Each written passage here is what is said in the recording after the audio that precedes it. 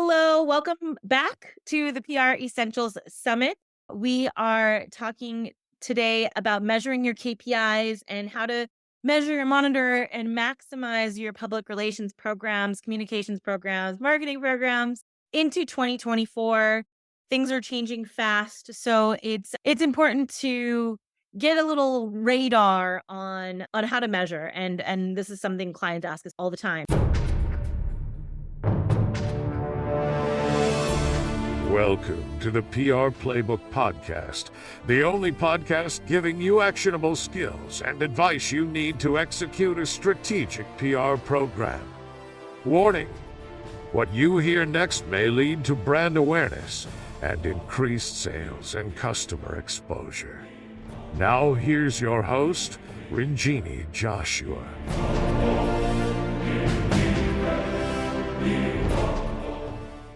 Hello and welcome to the PR Essential Summit series. This is our third year running with the PR Essential Summit, where we talk to experts about what happened in 2023 and what we foresee for future trends in different industries, including social media, SEO, obviously PR, media relations, journalism, content development. And so I hope you guys enjoy this series as we kick off the new year and get ready to build proactive strategies to make your communications programs better. And as always, make sure you email me if you have any questions, ronjini@thesilvertelegram.com. Enjoy the series. So I brought in today Richard Benson from, I want to say co-founder or founder of Release. We actually use Release as a platform and our clients love it because it's such a beautiful reporting tool. Also has some great metrics. But yeah, I wanted to kind of have that conversation about what PR people are measuring today and what we might expect in the coming year and just, how to really quantify PR, I guess, the everlasting question. It's age old, yeah. Yeah. So Richard, why don't you give us a quick introduction about how kind of Released was put together, what your background is a little bit. Sure, of course. Thanks very much for inviting me to join the Summit. Obviously delighted to be here. Yeah, just briefly, I was in PR myself for about 6 years before starting Released. I worked in an agency and then I worked kind of as a contractor for in-house teams, but I came from a technology background. So it was quite clear that this particular industry, did not embrace new technologies maybe as quickly as others. So there was lots of opportunity for change. And actually the first version of Release was an online press kit tool, because that was a particular problem I was having at my agency. But because it is essentially a flexible tool for showcasing PR content, actually the credit for its current iteration, which is as a reporting tool, goes to our clients, our early clients who started using it for that purpose. And we kind of looked at that and went, oh, that's a much better idea than what we had, because agencies all around the world and in-house teams have to do reporting. We all know the problems with reporting with traditional formats. We've all created 250, 300 page documents. I was speaking to the founder of an agency today who just sent off a 300 page document. So it's still going on.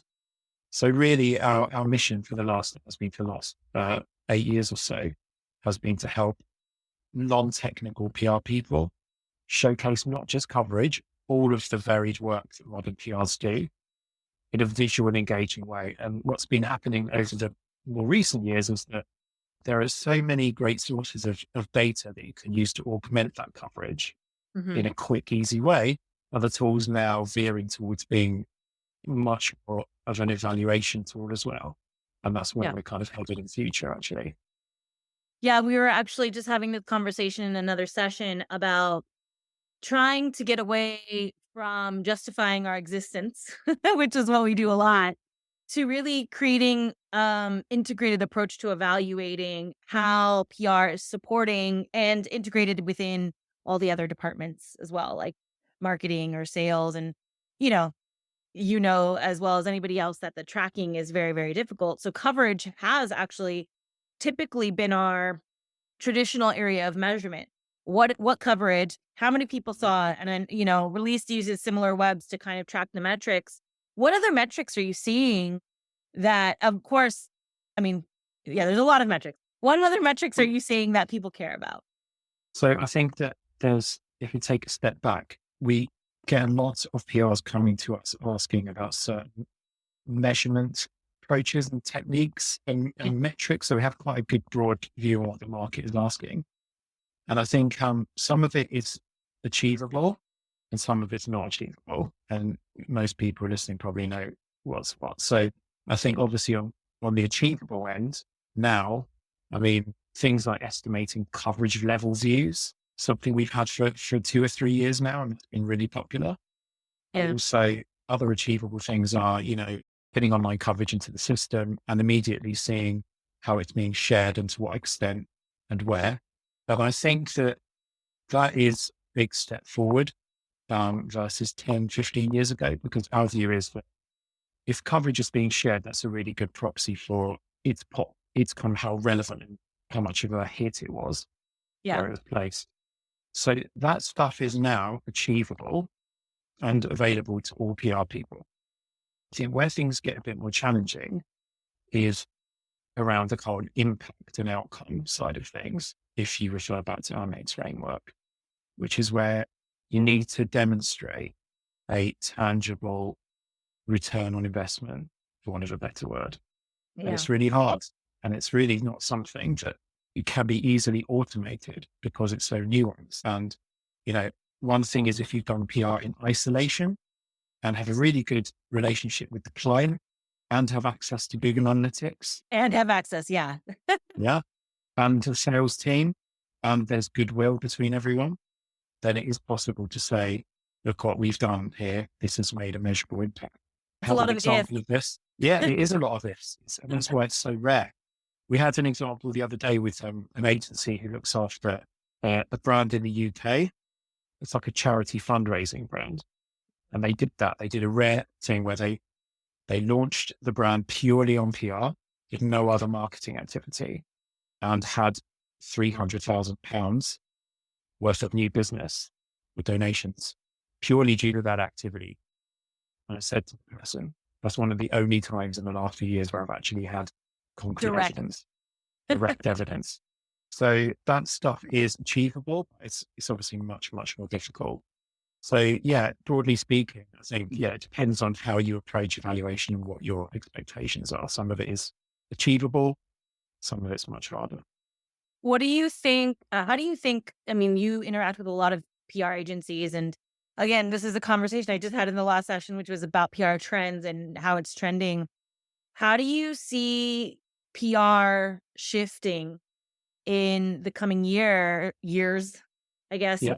a lot of what we're talking about is with AI, with content development, Yeah. and also the shifting landscape of how important the media really is. Like a lot of people are less and less media is important. So how do you start quantifying these different activities when the coverage is not as big of a deal anymore? I don't know. I would push back and say, who is saying that the media coverage isn't that valuable anymore? Because if you compare it to other industries, like let's take online display advertising, right? But this is often used by PR people as an example. Go, look, they can track the whole funnel. Firstly, they very rarely can track the sales funnel. So, for example, we run Google Ads, okay? And Google Ads will tell us, hey, look, you spent this much, you got this many clicks, this many people sign up for demos. We can track that back to Salesforce and go, okay, well, we got, 8 customers from that. But that's not accurate because a lot of those people will have seen us somewhere else, search Yeah. for us. And Google's just swept up the kind of credit for that. So that's the first thing. And the second thing is like, as a kind of company owner or someone who's trying to build a brand, the thing with PR is once you get a piece of coverage, that lives forever online. The value of that is kind of very hard to calculate in a good way.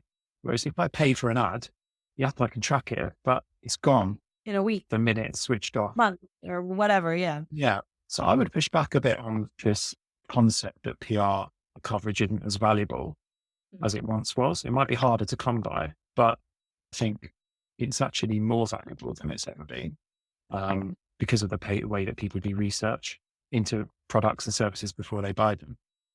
So, Yeah. yeah, that's What? kind of How has like that social element you were talking about visibility a little bit before? how does that social element play into, obviously social and media are not the same thing, but you were talking about the shares and sharing and, getting your content kind of pushed out into different avenues through different vehicles, right? Yeah. How is that social sharing, that social aspect of the web, I guess, playing into the metrics? So I think the way that we calculate things is that we have a good coverage views metric. It's broken down actually into a couple of things. So firstly, we estimate how many people saw a particular piece of coverage on a website. However, I think what not enough people are talking about is the fact that people are seeing that coverage in other places. So, for example, let's say you get a piece of coverage, I don't know, the Guardian or the BBC or, an American outlet or a Canadian, whatever. So if that article has been shared, what does that mean? It means that that piece of coverage is being shared to other places where other people are going to see it.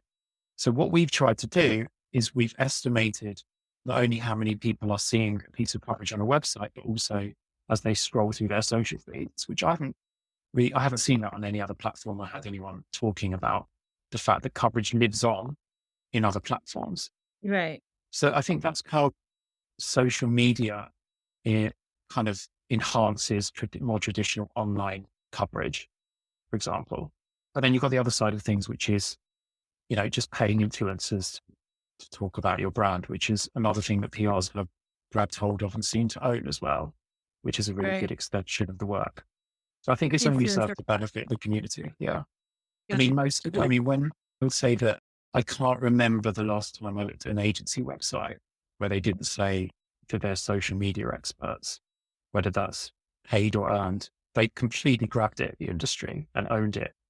We actually talked about that, and I it was like there was a period of time where social media, all the platforms forms were coming out, and content was that little content nugget was there, and PR agencies were like, "Oh shoot, we have to grab this now. Like this is a piece of content we can own, we can create. It's not that that's what we do anyway. We might as well Mhm. create an additional narrative as we grab that social media piece." Now we're talking about the content development from a thought leadership standpoint Mhm. and content submissions on websites and things like that. So we're grabbing now that. So I feel like we were trying to figure out, how do we bridge that gap of brands understanding that public relations as a practice has always been a storytelling platform. And so, like, content development is not that far of a distance from traditional PR. And so that's the kind of the new thing that we're not new, but new thing that we're grabbing onto as another piece of earned media Yeah, coverage, that content submission. And definitely. yeah. No, I think we've seen that the PR industry has been very adept at hoovering up as much as it can. Anything new that's developed, we'll have Yeah. that. And that's reflected in our report because we did a big bit of research a couple of years ago on how people use metrics in our system, because we do provide automated metrics, but you can also create custom KPIs and just measure whatever you want, basically. And in 2015, hardly any reports included custom KPIs on other activities outside of coverage. And now it's something like 89% Yeah. of reports have these kind of like, we've set up these webinars, we put on this Right. event for 100 media people, we created this content. So these are what we would describe as activity-based KPIs, which AMIC, the measurement body, I think unfairly sneer at a little bit, saying they're worthless. But I think it depends what you're saying. If you're saying, look at the value we've created just based on activity KPIs, that is not good. But if you're, what I think it shows is that the industry is offering a lot more value to its clients, Well, we're PR trying to industry be specifically. flexible. Yeah, we're trying to be flexible. And to that point, it kind of goes back to the measurement side, right? It's like Mhm. a lot of, let's say, startups. We work with startups mostly. Yeah. And they'll come up to us and say, "Okay, well, what's the direct ROI on our sales funnel?" Well, Mhm. if I do this webinar, if I produce this webinar for you and you have 100 attendees to this webinar, then we do direct email marketing to them. These are all activities that we're doing that are fueling the sales funnel. I think that's relevant. We have to we have to 100%. be Yeah. creative. Yeah. And the beauty is people don't even need to attend the webinar, No. any registrants. So you're absolutely right. And then it's up to the brand to make use of those signups. And at that point, it becomes a sales and maybe marketing job.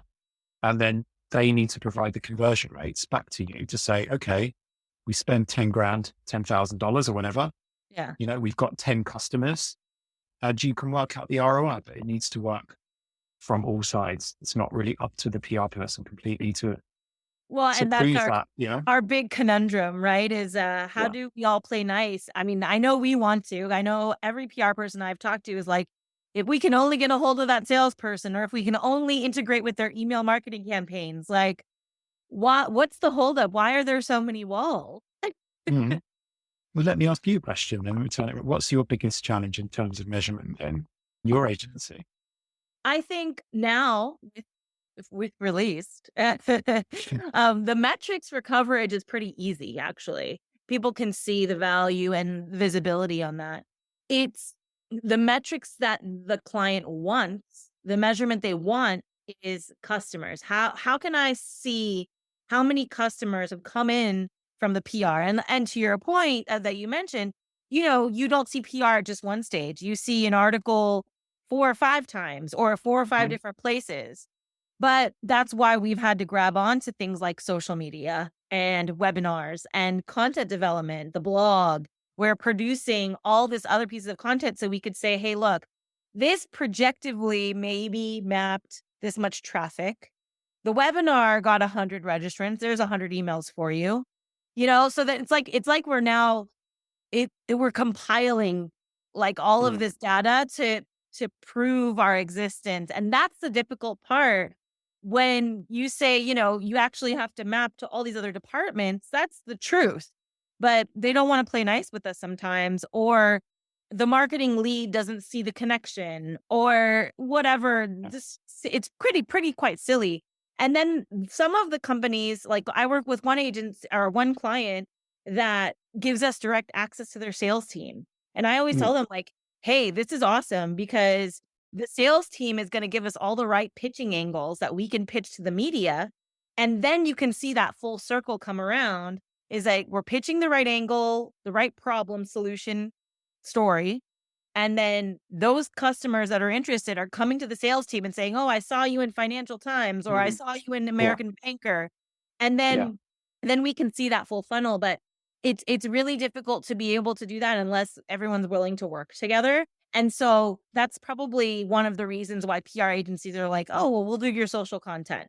That's a deliverable we can give you. Or Yeah. we'll do all these other things to prove our value and increase our value. But at the end of the day, unless the client is really tracking metrics from Google Analytics or, surveying potential Mhm. clients, like where did you find us? don't we can't give any, like you said, there's no exact science No. to measure it. Yeah. I mean, because we do demos at the moment to all of our clients, we ask them. It's the first Yeah. thing we ask them. And what do they And say? sometimes I don't remember, which is frustrating. I'm like, okay, please try and remember. But no, they generally speaking do remember where they heard about us. Yeah. Um, Another so PR person, I'm guessing, in your situation. exactly. Yeah. Yeah. So yeah, lots of referrals, which is great. But so I think, yeah, that's why I was interested in asking you because of the kinds of clients you work with. Yeah. Actually, when we did our research, we found that we looked at all of the reports and all of the metrics. So there were 400,000 metrics we were looking at. What we're able to do is break down the reports into 3 categories, which is reports for reports for very small companies, reports for SMEs, which is I think where you Yeah. sit, and enterprise. And we queried basically which category has the most outcome and out impact KPIs, as in, is it easier? Is it more likely you're going to be measuring the things we've been talking about, the tiny businesses, SMEs and enterprise? And the answer was SMEs, which you deal with. Actually, the reasons we've been talking about is because it's more likely you'll have a client that will say, that client said to you, which is speak to my sales team, Yeah. where you've got someone who set goals and understands what PR can do. And that's what we've seen. Another example is where you've actually been able to speak to the sales team and get that feedback, but it's very Yeah. rare.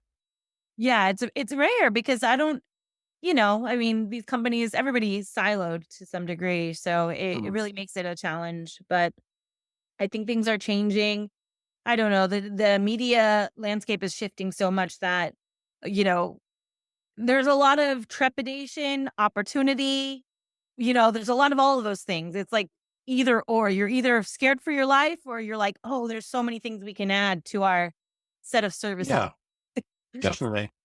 I think So, one area of opportunity is, so we have been looking into the AI side of things. yeah, I was having months ago, I was having a conversation with ChatGPT and asking very specific PR based questions and giving it coverage and asking questions. And it was like having a pretty much world-class PR data scientist on hand to evaluate coverage. very cool. So I think that there's areas where AI is probably not as welcome in PR, where it Yeah. comes to things that PRs are quite protective about, like crafting a story, pitching to important journalists, where I think you shouldn't let a machine do that. That's No, yes. very Please. precious. But where you're forced into a situation where if you want to properly evaluate something, a large bulk of media coverage, where you're forced to look around your team and go, okay, we'll put the intern on this because they're the cheapest resource Yeah. and they're going to go through these 300 articles. The brief's not quite right because, people setting the brief maybe are very busy. You end up with very expensive, not very effective evaluation. So I think Right. where the opportunity lies is actually using very, very well trained, very accurate, well briefed AI Yeah. in a system, in an automated piece of software that can do that job, like the world class data scientist I talked about before. So Yeah. therefore, the intern or the junior member of staff is then doing the things that can't really be done as well and shouldn't really be done by Yeah. I AI. mean, I think is there, I don't think there's a function yet in release that does this, but there is a little thing where you can like pull quotes and then highlight quotes. You know what I'm talking Yeah, about? There's a yeah, little feature. And I mean, that would be great, right? If someone ran through the 300 articles to pull the most prominent quotes and the most prominent pieces and then highlight those, I mean, that would be awesome. I yeah. don't want, It's doable. It's yeah, doable. That's where we're headed, basically. That's yeah, really exciting. Yeah. So I think there's big positive changes. It might not be it might not be in the way that the industry expects. It might not be groundbreaking new metrics.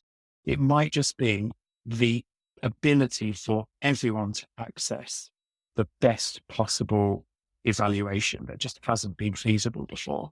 So just bringing the game up for the whole industry so the baseline is excellent evaluation and affordable, accessible evaluation across the board. I think yeah, that's probably where, if you're looking at the next couple of years, that's where certainly we're headed.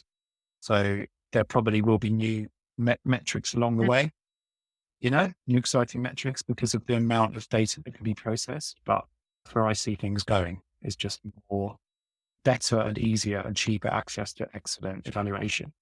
yeah. I think that's kind of our industry-wide thought about AI in general, right? It's a Mhm. great assistant. It's a great Mhm. assistant. Yeah. Let us do the deep thinking and then, Yeah. we'll just use it as the assistant. I mean, and I've talked to so many people on the content side, the PR side, the marketing side. It's just that, and maybe most of us are probably a little afraid that, we're not needed. But I think it's those elementary, those intern style jobs that are actually gonna be on the fence, not necessarily expert level jobs, right? It's Yeah. intern level jobs where maybe somebody that person shouldn't even be doing that work, Like, let's put you to something more useful, something a little bit more Yeah.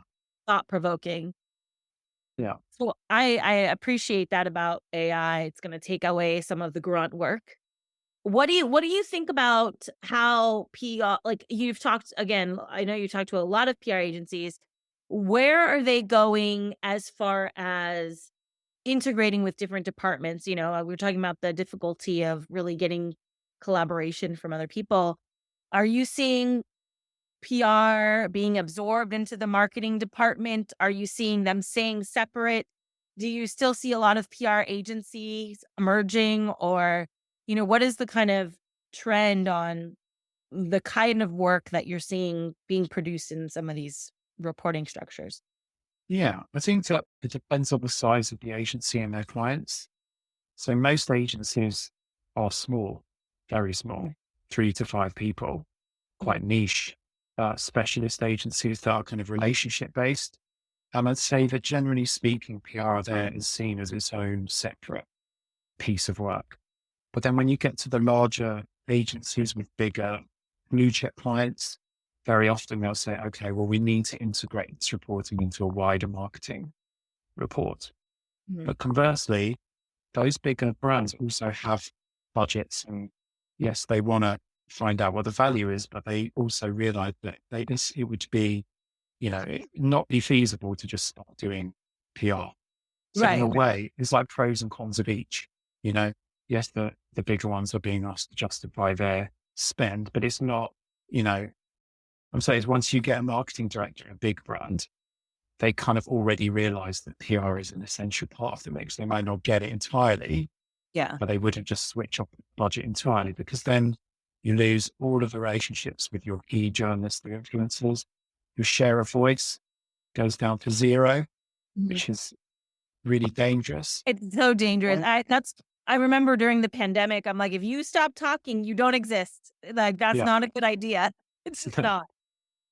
So I think that's the kind of a bit of a paradox, is that as the bigger the budgets get, kind of less they're being asked about, okay, what's your impact on sales? Because there's that kind of the level of expertise within those bigger brands and the level of experience they kind of realize, come to the conclusion that it's valuable in its own way. So for example, we work with a big consumer tech, directly with a big consumer tech brand, and they commissioned a survey, big survey, and it asked basically like, of all of the marketing activities that we do as a brand, what's the what had the biggest impact in terms of your decision on which product to buy? And they said product reviews. Think about consumer tech. You could say the same about probably fashion as well. It's not a product review, but placements. Right. Who owns that? PR owns that. Yeah, for sure. Uh, yeah, and there's another big clothing brand here in the UK and Europe. I felt like that was a win for me just now. Sorry. Yeah. So there, it's not really the nature of the questions is different. The PR team actually aren't scrabbling to demonstrate the value of their work. It's quite the opposite. They're being the coverage is just being shared internally and eaten up, because it just makes everyone's life easier. So it really depends on the type of company, you know. If Yeah. you're lucky, you have again. If you're lucky, I think the best case scenario is a client like yours that you mentioned before, where you're able to have access to everyone you need and you can show you're making a real impact, and they're quite pragmatic about that. They Yeah. understand that, 100 emails is incredibly valuable, but a lot of realizing value depends on them, not you. Right. Right. And then, hey, you can share this piece of media coverage with those 100 emails to get to Yeah, close that. Right. So definitely. it's Yeah, totally integrated. Yeah. yeah. It's hard to come by the clients that understand a little bit of everything. Hmm. But I'm hoping, the more we educate people, the more they'll understand that it should be a communications group versus marketing, PR, social Yeah, media. It's not really, shouldn't be so separated. yeah. And something we've always wondered is why does the industry not focus more on sales enablement, which you just mentioned? Mm. I've never understood this. Yeah. And I've spoken to a few comms directors, and there seems to be this strange gap between PR and the sales team, even though they're kind of symbiotic and they could do each other a huge benefit. Huge. So Yeah. coverage, I read a survey, media coverage is, again, it goes back to the thing I was saying before, is the most powerful source of credibility for a brand. A third party influencer, whether that's a journalist or someone on social media vouching for that brand, is incredibly powerful. So media coverage should be lapped up by sales teams. Yeah.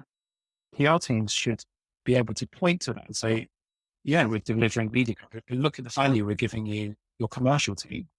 We're Yeah. just feeding them all of this coverage. It's I easier to don't point yeah, out when you're talking about product reviews, like you were mentioning, yeah, that's easier to point out. It's like, hey, look, obviously there's that direct correlation with sales. This person's reviewing it. They're going to buy it. Great. When you're talking about SaaS companies or you're talking other B2B enterprise, they start losing that connection a little bit more, because yeah. it's not as tangible as a product review. Mhm. So I think, yeah, we've managed sales teams here. We've had outbound sales staff. And one of the big challenges is like, you'll get prospects who are interested and then they go cold. This happens in every sales-led business. And you sit around and you go, what can we do? What can we send them? What value can we give them to get them warmed up again? And media coverage is, I think, the best possible thing you can send someone. yeah. So yeah, again, like I think that is a massive untapped opportunity. And I've never been able to figure out why it's not a bigger part of what this industry does by default. I Yeah, think there's a big opportunity there. I think there's a level of education that PR professionals have to provide.